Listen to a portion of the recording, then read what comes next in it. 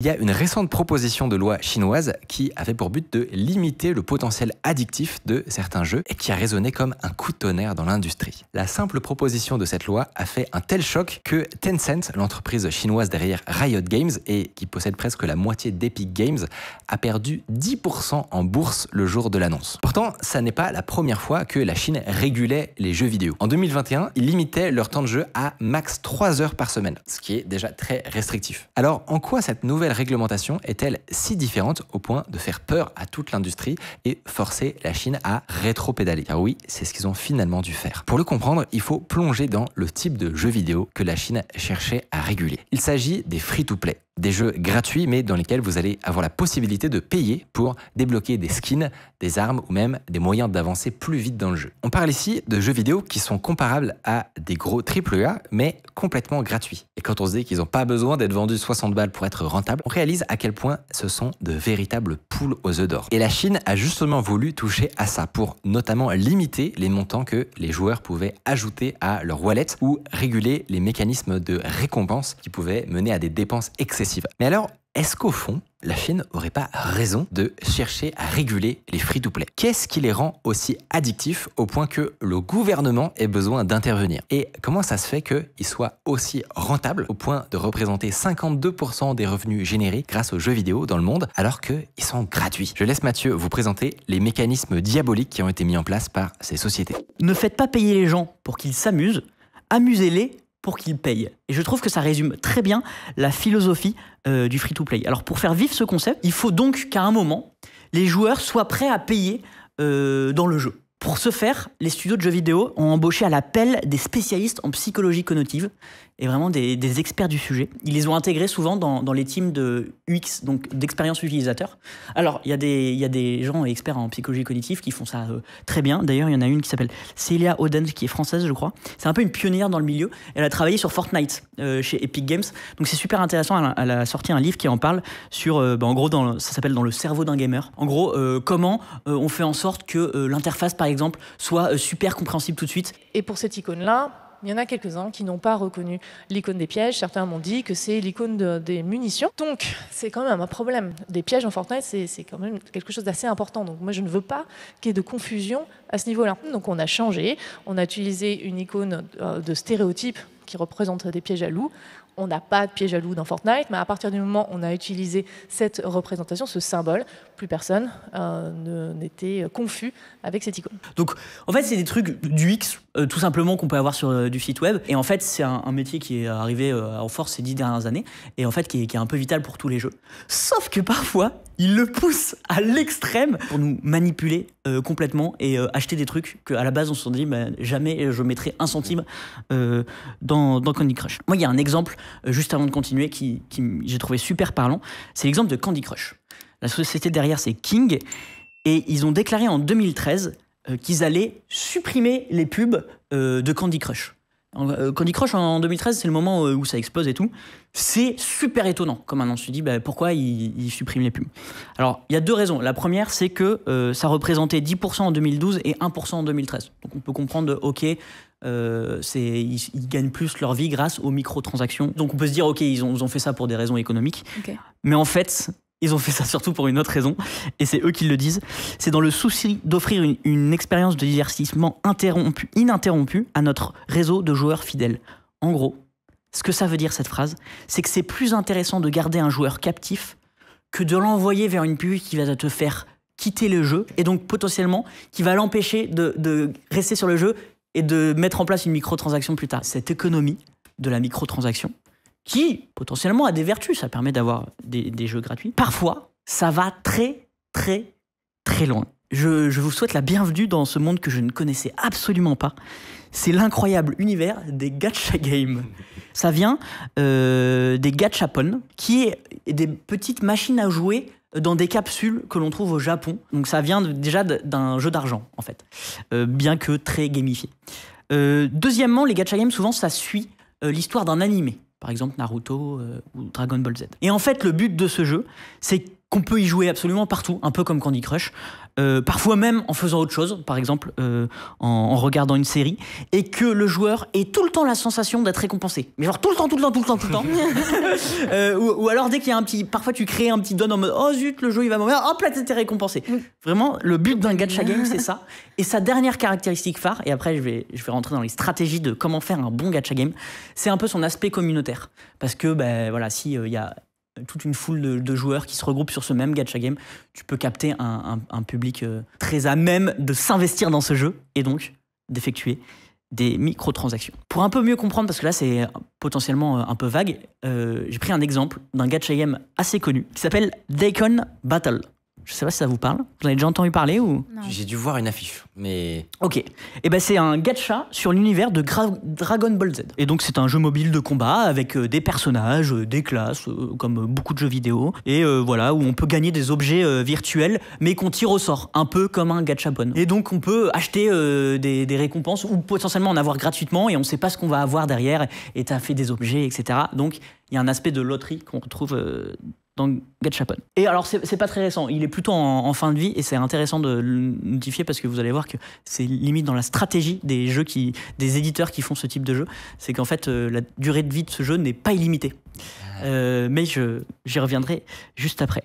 Et ce qui est super intéressant sur ce jeu, c'est que je suis tombé sur la vidéo d'un youtubeur français qui s'appelle Crane et qui lui a pu parler à un game designer qui est très au fait des gacha games et de comment fonctionne un gacha game.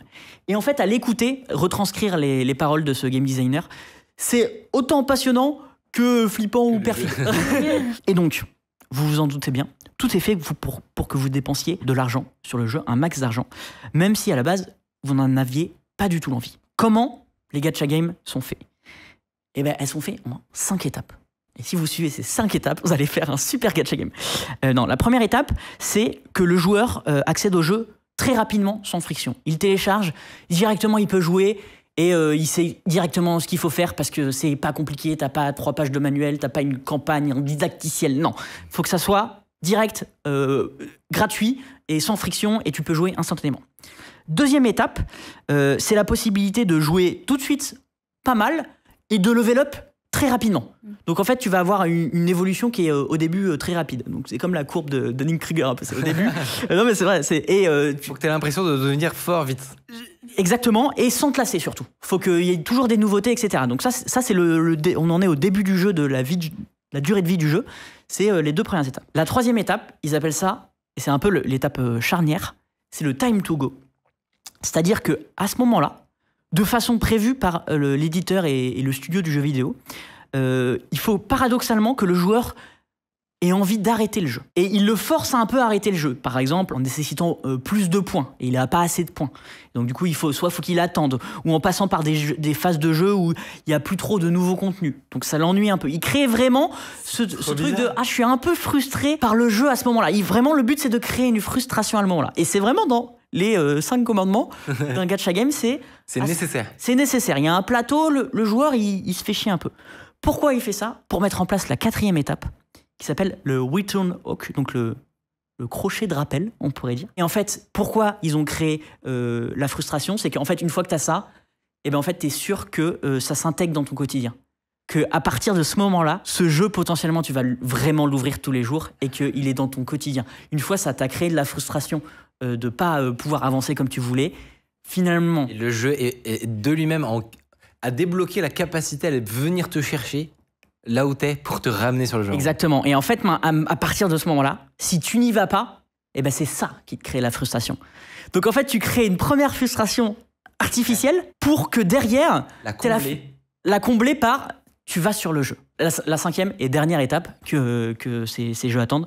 Alors, dans le type de Dokkan Battle, ils appellent ça amener à l'invocation, parce que en fait, tu peux invoquer des nouveaux héros. Et en fait, c'est ce qui est typiquement assez souvent payant si tu veux des bons héros et des belles cartes. Et donc, tu vas potentiellement être amené à payer à ce moment-là. Mais ce qui est intéressant, c'est que en faisant cette analyse, tout le monde est d'accord pour dire que c'est pas un très bon gameplay. Et en fait, ce qui m'a retourné le cerveau, c'est que le game designer, il disait, pour avoir un bon gacha game, il faut pas que le gameplay soit incroyable. Parce que sinon, typiquement, tu as créé une frustration à un moment où tu devais pas. Et par exemple, au début, il faut qu'il farme beaucoup, pas mal de temps. Ça peut être un peu chiant. Un bon gameplay de jeu vidéo que tu payes, il ferait pas ça. Et donc en fait, c'est pas un gameplay très satisfaisant pour le joueur, mais c'est un type de gameplay, grâce à ces 5 étapes, qui peut amener le joueur à potentiellement effectuer sa première transaction. En fait, le but ultime de ces jeux de gacha game, c'est de faire passer la barrière à un joueur. Tu passes de « tu es un joueur gratuit et tu ne payes pas ton jeu » à « tu as effectué ta première microtransaction ». C'est tout l'enjeu de tous ces jeux. C'est vraiment « tu ne payes rien » à « tu as payé une fois ». Même si c'est 99 centimes.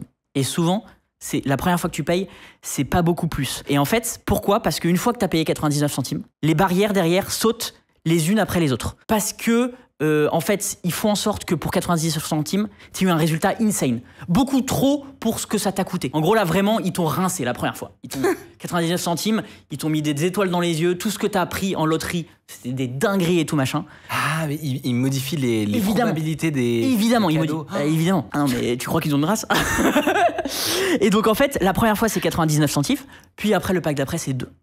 Puis toi, puis 4. Il y en a même qui disent, et qui pensent qu'il y a des algos qui détectent tes habitudes de dépenses du joueur pour toujours te faire passer, se calquer et un tout petit peu plus. Ouais. En mode, il est habitué à payer 2 euros, 2,50 € potentiellement, ça peut passer. Et en fait, ce procédé a fait 2 choses, c'est que déjà, tu as lié ta carte bleue au jeu.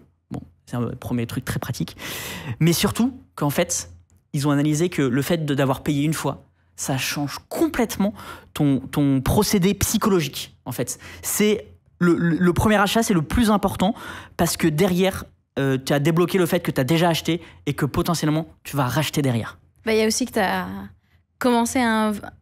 Je sais pas, c'est pas une grosse somme, tu vois, 99 centimes par exemple, mais tu as commencé à investir dans le jeu, du coup, tu te dis... Tant qu'à faire, c'est bon, là, je vais choisir ce jeu. Ouais. J'ai choisi ce jeu.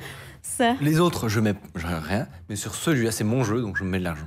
Ouais. Et d'ailleurs, c'est très marrant, le youtubeur dont il parlait de ça, il disait qu'une des solutions pour s'en prémunir, pour lui, qui était un fan de gacha game, tu vois, en vrai, c'est des jeux qui peuvent te faire kiffer, c'était d'en jouer à plusieurs. Alors, ça marche pas avec tout le monde, mais il disait, en fait, comme ça, tu t'attaches moins à un, et si t'as la déception dans l'autre, t'auras potentiellement moins de déception dans un... Ouais, j'ai trouvé la réflexion super intéressante. Et donc, du coup, en fait, c'est ce que la loi chinoise voulait interdire à la base, c'était vraiment ce premier achat, que tu puisses avoir des récompenses complètement insane. Et la deuxième qu'ils veulent t'interdire, c'est un mécanisme dont j'ai un peu moins parlé, c'est que t'as des récompenses si tu te connectes tous les jours. Mais si tu loupes une journée, tu redescends à 0. Et donc, par exemple, s'il faut que tu te connectes 150 jours d'affilée pour avoir une récompense de fou, en fait, ça incite vachement à ça. Et la loi chinoise voulait empêcher ça. Et donc, en fait, là, je vous ai écrit l'étape les plus importantes, mais en fait, il y a plein de petites méthodes comme ça qui sont mises en place dans un gacha game, notamment le fait qu'ils font un fin mélange entre... Ils te quand même gardent une chance en mode tu peux avoir ce que tu vas payer et gratuitement. Et de temps en temps, ils t'en donnent un. Pour quand même que tu gardes un peu la foi dans le jeu et de se dire en fait le jeu il est quand même coûte. Au compte-gouttes on va te donner une carte chouette sans avoir payé, mais en réalité ce qui est codé derrière c'est que si tu ne payes pas tu ne pourras jamais gagner contre en tout cas sur la durée contre ceux qui payent. Et pour donner un petit peu de chiffres et de thunes, le mec dans sa vidéo disait que par exemple pour avoir une carte assez classique et bonne, il fallait fallait avoir mis dans le jeu 300 ou 400 $ en moyenne dans le jeu. Et pour avoir une carte légendaire, alors là je le cite, vraiment je lui fais confiance, c'était 2500 à 3000 € en moyenne pour avoir une carte légendaire sur Dokkan Battle. Et tu vois, moi qui connaissais pas cet univers, quand j'ai vu ça, wow.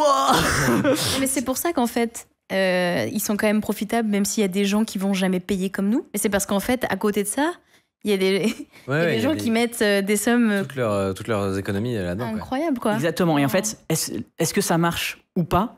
Tu l'as exactement dit. En fait, dans ces jeux, il y a souvent entre 5 et 10% seulement des joueurs qui payent. Mais en fait, les joueurs qui payent beaucoup, qu'on appelle les baleines, c'est ceux qui financent le jeu. Ouais, c'est fou. Et en fait, le but de ces sociétés qui montent des gacha games, c'est de créer un super fan game, donc un jeu à baleines. Et c'est grâce à ces baleines qu'ils vont financer le jeu.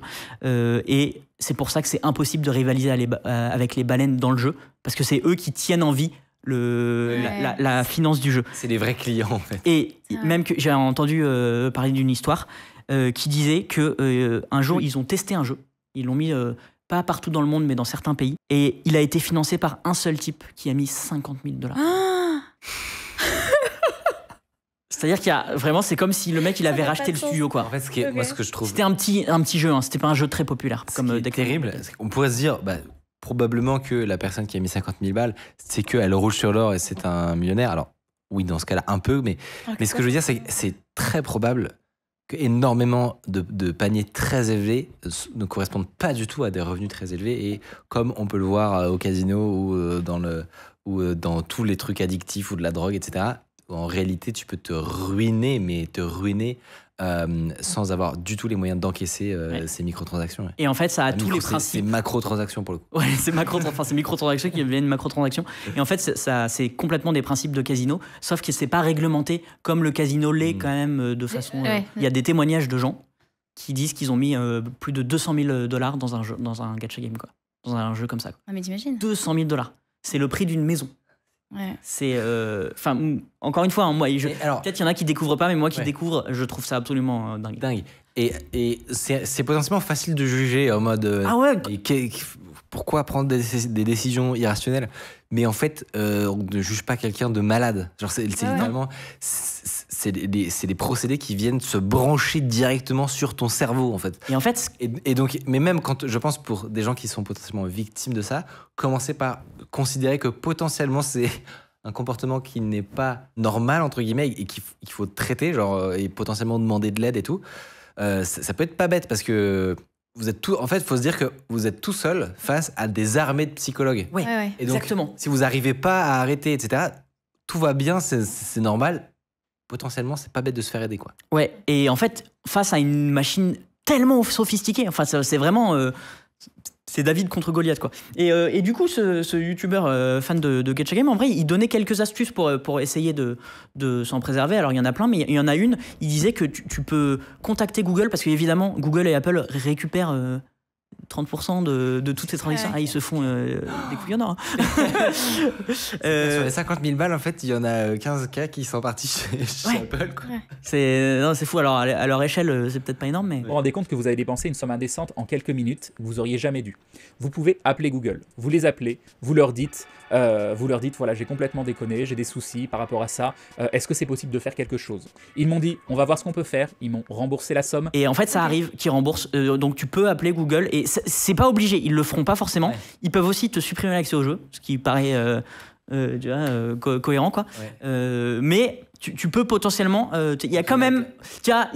Tout n'est pas terminé dans ce monde. Ouais. Il y a quand même parfois quelques mécanismes de sécurité où ben voilà, tu peux potentiellement en rollback. Faut pas forcément compter dessus. Après, si ça se trouve, c'est un youtubeur, donc il a une audience. Donc exactement. Il la merde. Oui, non, il a tout expliqué. Non, mais voilà. J'ai une question qui me reste, que tu as teasé.